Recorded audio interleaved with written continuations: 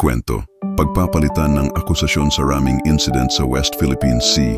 Nagkainitan na naman sa West Philippine Sea matapos ang panibagong insidente ng ramming sa pagitan ng barkong Filipino at Chinese Coast Guard.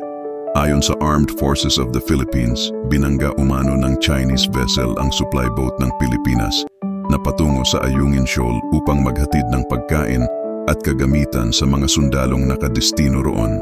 Sa video na inilabas ng Philippine Coast Guard, makikitang mabilis na lumapit ang barko ng China at tinamaan ang gilid ng bangkang Pilipino, dahilan upang mabutas ito at muntik ng lumubog.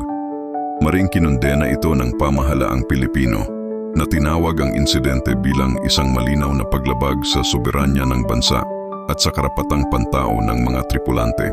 Ngunit agad itong itinanggi ng Beijing.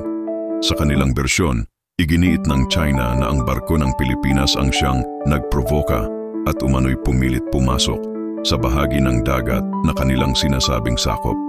Ayon sa kanilang pahayag, defensive maneuver lamang daw ang ginawa ng Chinese Coast Guard upang maiwasan ang mapanganib na pagbangga.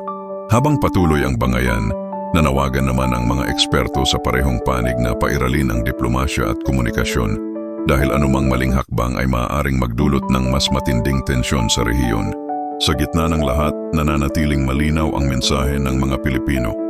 Ang West Philippine Sea ay bahagi ng ating teritoryo at ang bawat Pilipinong nagtatanggol dito ay nararapat sa paggalang at proteksyon.